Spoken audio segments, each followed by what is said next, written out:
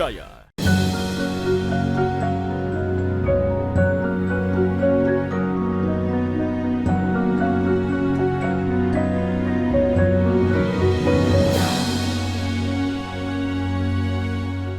Bismillahirrahmanirrahim. Assalamualaikum warahmatullahi wabarakatuh. Alhamdulillahirabbil alamin. Al-ghani 'anil syukri syakirin wal ghani 'anil hamdil hamidin. Alladzi an'amana ni'matal iman wal islam. Wassalatu wassalamu ala Rasulillahil karim sayyidina wa maulana Muhammadin sallallahu alaihi wasallam wa ala alihi wa sahbihi ajma'in, amma ba'd. Alhamdulillah, thumma alhamdulillah. Begitu mendalam rasa syukur kita kehadirat Allah subhanahu wa ta'ala. Subuh hari jelang pagi ini kita mendapatkan kesempatan untuk bertadhkirah masalah-masalah ringan dalam agama kita, tapi mungkin ringan dalam melakoninya. Tapi bagi Allah, kalau itu bernilai ibadah, maka menjadi besar manfaatnya bagi hambanya itu sendiri, kita semuanya. Amin. Salawat dan salam atas junjungan kita Nabi Allah Muhammad sallallahu alaihi wasallam.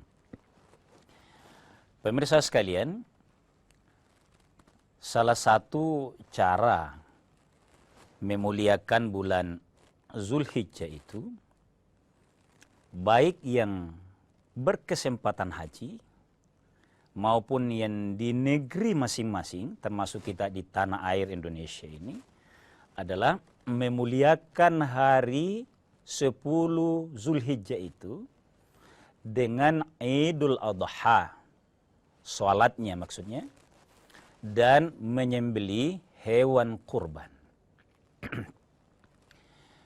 Menyembelih hewan kurban seperti yang maklum bagi kita adalah motivasi agama agar seseorang yang mensyukuri nikmat Allah kepada dirinya dalam rangka mendekatkan dirinya kepada Allah sebagai puncak kenikmatan seorang hamba, bahkan melebihi masuknya ke surga. Jadi taqarrub ilallah, dekat dengan Allah itu jauh, terutama bagi kaum sufi, itu jauh lebih bermakna dibanding sekedar masuk surga.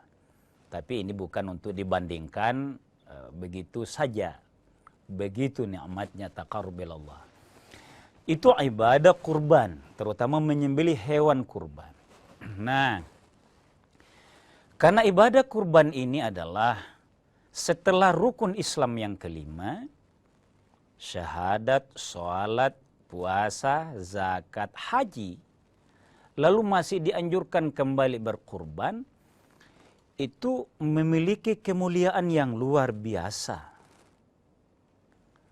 Tapi pemirsa sekalian, sebagai mukmin, sesuatu yang mulia di sisi Allah pasti ada rambu-rambunya. Ada instrumen-instrumen yang harus kita sangat fahami, lalu kita menjaganya. Pagi hari ini, bagi kita yang sudah terdaftar sebagai peserta kurban, mohon maaf pemirsa, ada beberapa hal yang mesti kita perhatikan.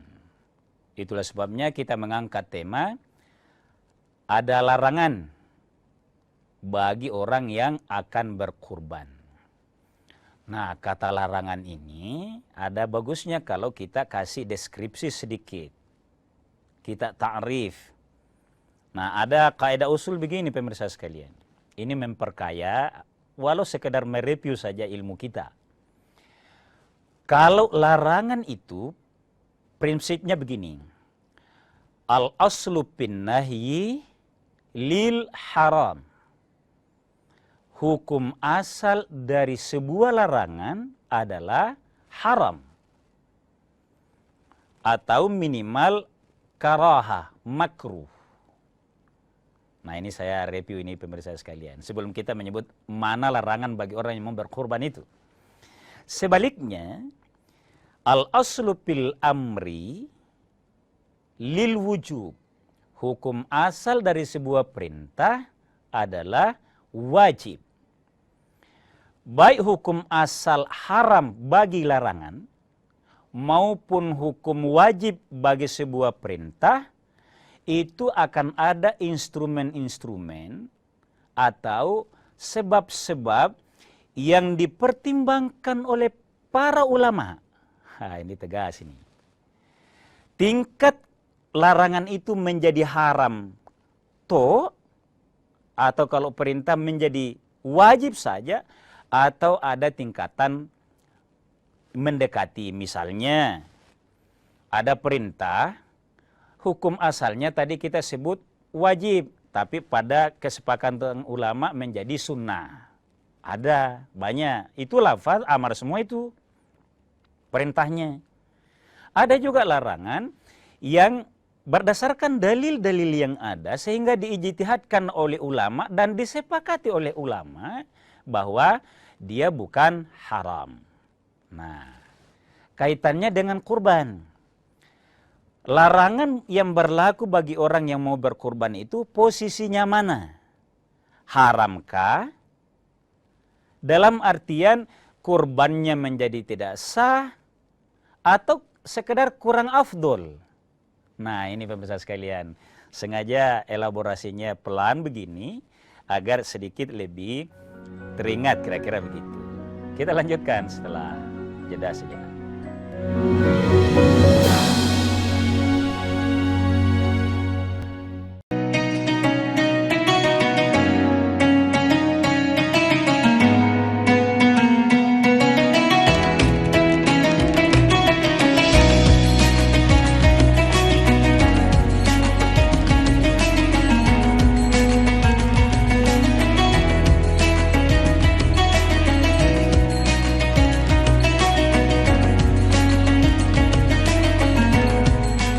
Assalamualaikum warahmatullahi wabarakatuh. Setelah menjalankan ibadah puasa selama bulan Ramadan, kita sambut hari yang suci dengan penuh kebahagiaan. Mari rayakan kebersamaan di hati. Eratkan silaturahmi di hari yang fitri.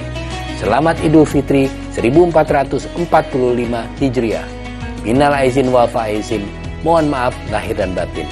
Wassalamualaikum warahmatullahi wabarakatuh. Raih kembali informasi terkini dari segala lini. Pan Berita Utama akan menyajikan sejumlah informasi menarik yang paling mengundang atensi.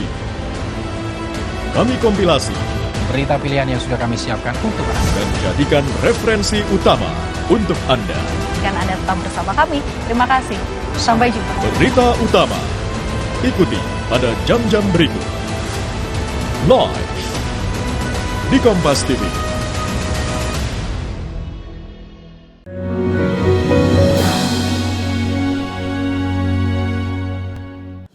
Pemirsa sekalian kaum muslimin yang dimuliakan oleh Allah, ilustrasi atau deskripsi singkat seperti ini itu sesuatu yang sebenarnya memperkaya literasi keberagamaan kita dibanding sekedar tahu poinnya. Oh, ini larangan, ini larangan. Ini harus ada klausulnya kira-kira gitu. Nah, bagi orang yang mau berkurban, tingkat larangannya seperti apa? Pemirsa sekalian, saya baca dulu dalilnya agar lebih mudah kita memahaminya, hukumnya nanti. Diriwayatkan oleh Muslim dari Ummu Salamah. Qala Rasulullah sallallahu alaihi wasallam, bahwa Rasulullah bersabda, "Idza dakhalatil asyru", apabila masuk 10 pertama bulan Zulhijjah maksudnya. Jadi 1 sampai 9. Sudah pernah kita elaborasi secara singkat apa-apa yang amalan di situ. Wa arada ahadukum ayyudhhiya, dan kalian sudah berniat bahkan sudah mendaftar kurban. Apa yang dilakukan? Nabi lanjutkan sabdanya, fala yamassu fi sya'rihi wa basyarihi. Jangan menyentuh, letter-letternya gini nih. Jangan menyentuh min sya'rihi, dari rambutnya, bulu-bulu semuanya. Maaf pemirsa sekalian, ini fikih. Wa basyarihi, dan kulitnya. Apa maksudnya? Jangan menyentuh dari, bahasanya ini ya, supaya enak kita menetapkan hukumnya sebentar. Jangan menyentuh, maksudnya jangan mencukur. Kalau rambut apa saja. Wa basyarihi, dan kulitnya. Kulit secara umum. Hadis ini mohon maaf, termasuk kuku. Jadi karena dua dalam hadis ini, selain bulu-bulu yang tumbuh, ada juga yang tumbuh lainnya, yakni kuku. Dua-duanya Nabi katakan, kalau kamu sudah terdaftar untuk berkurban pada bulan Zulqaidah misalnya, 29 Zulqaidah sudah diumumkan di masjid, mendaftarlah kita, mentransferlah kita ke panitia masjid misalnya, maka jangan memotong dari rambutnya, dan bukan hanya rambut kepala, seluruh bulu, kumis, jenggot, jangan. Wa basyarihi, dan kulitnya. Biasa Indonesia mengistilahkan hanya kuku, karena kan berdarah kalau yang lain mau dipotong. Kuku tidak, malah merapikannya. Apa maksudnya ini pemirsa sekalian? Ada yang bertanya, Ustaz, itu kan khatib, masa rambutnya bergokan begitu, tidak rapi? Hadis ini sangat cantik kalau kita maknai secara baik. Apa maksudnya? Kan hadisnya mengatakan, pada tanggal 1 sampai 10 jangan motong rambut. Apa maksudnya kira-kira? Berarti dibiarkan terlantar? Sama sekali tidak. Islam itu indah, Islam itu rapi. Maka apa artinya? Bercukurlah pada tanggal 29 Zulqaidah paling lambat. Itu maksudnya. Jadi jangan sampai ada juga orang, kenapa potong rambut? Nah bagus itu. Bukan. Jangan benturkan anjuran agama dengan kebersihan dan kerapian hidup. Salah maknanya itu kalau begitu itu. Bercukur memang, rapi kan memang baik-baik. Apalagi banyak di antara kita yang ustaz. Saya tidak, biar rambut begini. Kira-kira gitu. Jangan biasakan leto dalam memahami agama. Bagaimana Ustaz lupai? Nah kita ini, saya contohkan ini. Nah ini harus rapi, pimpinan harus sambutan kalau Idul Adha. Lupa, nanti biar nanti jangan juga. Pemimpin itu harus tampil baik di hadapan umatnya. Nah itulah perlunya kita angkat tema pagi hari ini. Larangan itu larangan apa? Ayo kita lihat. Hadisnya sudah jelas dari Muslim, Ummu Salamah. Maka larangan bagi orang yang sudah terdaftar mau berkurban mulai tanggal 1 Zulhijjah sampai pemotongan nanti, selesai potong baru bisa. Nah ulama menegaskan begini pemirsa sekalian. Ulama Syafi'i itu menegaskannya sebagai makruh tanzih. Apalagi itu istilah Ustaz. Kan yang kami tahu itu makruh, sebaiknya jangan. Makruh tanzih itu memang. Makruh tanzih adalah sedikit tingkatan di bawah haram. Kalau Imam Syafi'i bahasa kita gini, jangan lalu. Sekaligus jangan lalu lupa di bulan Zulqaidah potong rambut, rapikan memang kuku. Itu maknanya makruh tanzih menurut Imam Syafi'i. Tingkat berikutnya, ada memang yang memaknainya haram, dalam artian tidak sah. Ini manhajnya atau pola pikirnya dalam Islam ada begini, marhab zahiri. Apa itu zahiri? Teks. Pokoknya dia tidak mau repot-repot. Dalam teks hadis tadi mengatakan la tamassu. Pokoknya dia terjemahkan media sebagai tidak bisa. Padahal kan ada dalil lain. Makanya ini menariknya di sini nih. Klausul atau pertimbangan sebelum memutuskan. Konsideran orang Indonesia mengatakan sebelum menetapkan haram dan halal serta makruh dan jaiz itu ada dalil-dalil lain yang lama dikaji dan dikaji, bukan hanya di situ. Cuma tempatnya kita akan ada waktu lain pemirsa sekalian. Kaum muslimin dimuliakan oleh Allah Subhanahu wa taala, itu yang beda jauh. Makruh tanzih hampir haram. Kemudian sekalian mengatakan haram dalam artian tidak baik, tidak sah. Kalau makruh tanzih tadi kurang afdol. Nanti apa alasannya? Kemudian ada yang berkata tidak makruh. Jadi pokoknya larangan biasa saja. Jangan saja. Terutama yang saya gambarkan tadi. Seseorang yang harus menjadi teladan di masyarakat. Karena kesibukannya.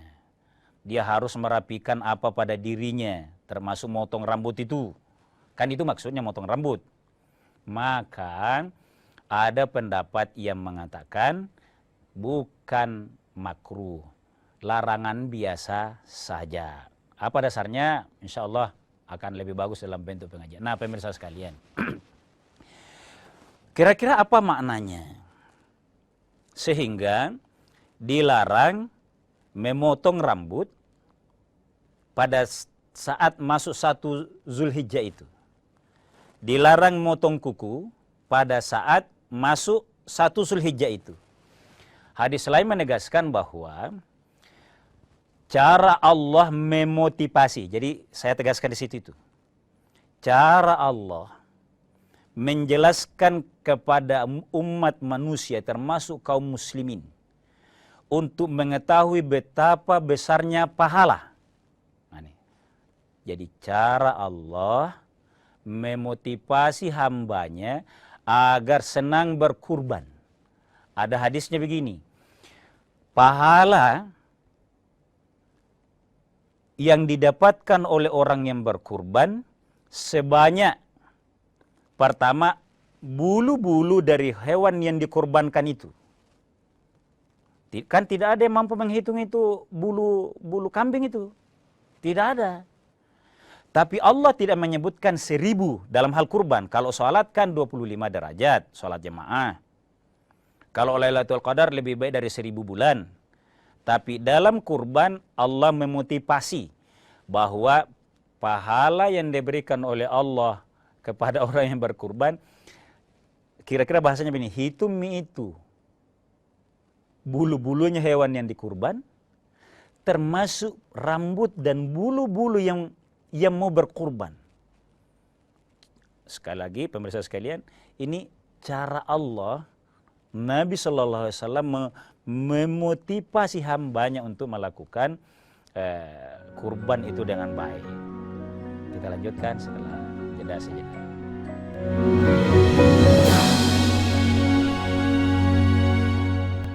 Informasi terkini dari segala lini Pan Berita Utama akan menyajikan sejumlah informasi menarik yang paling mengundang atensi. Kami kompilasi Berita pilihan yang sudah kami siapkan untuk Anda. dan jadikan referensi utama untuk Anda. Dan Anda tetap bersama kami. Terima kasih. Sampai jumpa. Berita utama. Ikuti pada jam-jam berikut. Live di Kompas TV.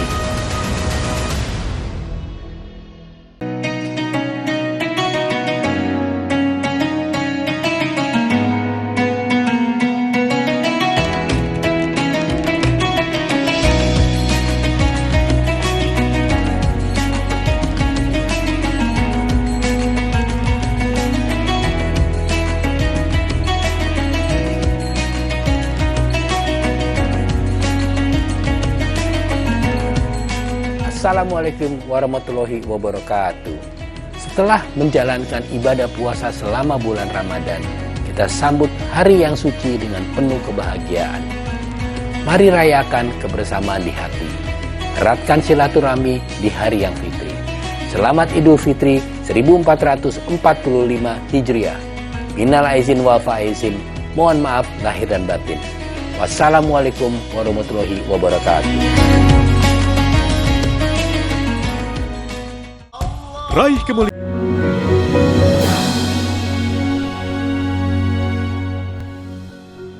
Pemirsa sekalian kaum muslimin yang dimuliakan oleh Allah Subhanahu wa taala, sebagai orang yang bersyukur dalam beragama dengan segala macam bentuk syariat di dalamnya, termasuklah konteks kita pagi hari ini tentang kurban. Bagaimana Allah memotivasi agar orang-orang yang memiliki sa'ah, kelonggaran, agar termotivasi dan tidak lupa. Maka Nabi agama menegaskan hal ini. Pahala bagi orang yang berkorban itu luar biasa. Hitung bulu-bulu. Likulli sya'ratin, kalau bahasa hadisnya itu. Setiap bulu kumis itu kelihatan kecil. Tapi yang berkumis pun tidak mampu menghitungnya itu. Berapa itu pahala? Hadis ini menegaskan bahwa betapa Allah Maha Pengasihnya yang tidak mampu kita hitung pahalanya. Karena kan begini, kenapa harus dimotivasi begini? Pada saat menyembelih hewan kurban itu, kan ada hadis Nabi begitu tegas. Barang siapa yang mengentengkan memotong hewan kurban itu, padahal rezekinya begitu longgar, bahkan seluruh keluarganya sehat, dan di lingkungannya ada orang-orang yang butuh. Di lingkungan kita misalnya, kita tahu lingkungan yang dilewati ini, di samping kompleks saya ini ada rumah-rumah begini, mahal harga daging, di situ dianjurkan. Maka Nabi katakan, man kana lahu sa'ah, barang siapa yang memiliki kelonggaran. Apa itu kelonggaran, pemirsa sekalian? Ayo kita terjemahkan baik-baik. Sa'ah dari kata wasi'ah itu, kelonggaran adalah sebenarnya ada kebutuhan pokok. Pada saat kita tidak sakit, tidak harus berobat, biaya hidup begitu longgar. Anak-anak yang mau sekolah ada biayanya, ada SPP-nya. Bahkan sudah ditabungkan. Kita sendiri sudah ada asuransi misalnya. Tidak ada hal yang terlalu mendesak. Alhamdulillah. Kalau ada orang yang seperti ini lalu meringan-ringankan tidak berkurban, maka Nabi katakan, man kana lahu sa'ah falam yudahhi fala yaqribanna musallana. Jangan dekat tempat sholat kami. Maksudnya kalau bahasa tegasnya ini hadis atau bahasa marah-marahnya. Masa sih kita punya kelonggaran lalu 10 hari panitia masjid diumumkan lewat WA, lewat mic segala macam, belum sempat-sempat juga. Nabi katakan, untuk apa datang sholat Idul Adha? Tapi kan tidak begini bahasa kita. Datanglah sholat, itu kan masih ada 3 hari berikutnya. Pemotongan hewan kurban itu kan totalnya 4 hari. Tanggal 10 Zulhijjah dan hari tasyriknya selama 3 hari. 11, 12, dan 13 sampai sore lagi. Maksudnya begitulah agama memotivasi agar kita sungguh-sungguh berkurban. Kita bersyukur ya, Indonesia sih tidak ada keraguan seperti ini. Kadangkala tidak longgar pun dia tunda kebutuhan anaknya. Dia tidak jadi beli baju baru yang melebihi karena ada ji baru di Idul Fitri yang lalu, asal ia berkurban itu luar biasa. Bahkan banyak di antara kita pemirsa sekalian. Kita dari kampung. Di kampung kita itu masih harus didakwai. Tidak terjadi kurban kalau tidak ada motivatornya. Kita bawa ke situ. Akhirnya orang berhitung, oh bisa di Padang kambing. Masih ada daerah yang harus dikasih pengertian seperti ini pemirsa sekalian. Nah, saya kembali. Selain memotong rambut dan memotong kuku, itu ada lagi yang harus diperhatikan baik-baik oleh yang berkurban. Apa itu? Adalah merasa bahwa dia berkurban, apalagi sudah sering, sudah tidak pernah alpa misalnya. Ini menjaga hati saja. Tapi ini juga harus disadari betul oleh berkurban. Tetaplah tawadu, bersyukur kepada Allah, dan jangan merasa sangat aman sampai bangga. Bangga bukan dalam artian syukur ya, sampai ambil mie. Jadi dia beri kurban orang, dia juga ambil kupon, dia kasih fakir miskin, ambil mie. Ini juga karena kurban sebenarnya itu dianjurkan oleh agama, tidak lain untuk menjalin silaturahim. Kenapa Ustaz jelaskan seperti ini? Karena masih kadang-kala ada ambil mie saya, enggak saya.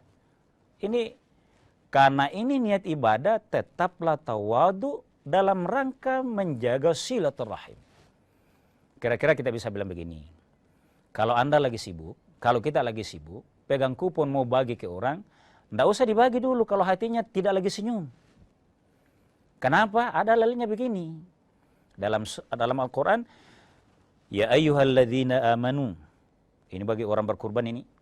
La tubtilu sadaqatikum bil manni wal adha. Walaupun ayat ini umumnya sedekah, tapi hanya beda nama saja infak dan sedekah dengan kurban ini. Intinya semua pemberian bagi orang yang butuh. Tapi la tubtilu, jangan rusak pahalanya itu bil manni wal adha, disebut-sebut. Saya itu tidak pernah berhenti kurban, dah. Misalnya, wal adha, kata-kata yang tadi sedikit kasar padahal sudah kurban. Nah, niat kurban adalah taqarrub ilallah. Pemirsa sekalian, demikian kayanya agama kita sampai hal-hal mulia kita dikasih rambu-rambu untuk diperhatikan. Hatta sampai dalam ibadah kurban ini ada hal-hal yang harus diperhatikan baik-baik dengan penuh tawadu dan syukur kepada Allah agar kita tidak melanggarnya, dan ada cara terbaik melakukannya. Demikian, mohon maaf atas segala kekurangan. Wallahu a'lamu bissawab. Wassalamualaikum warahmatullahi wabarakatuh.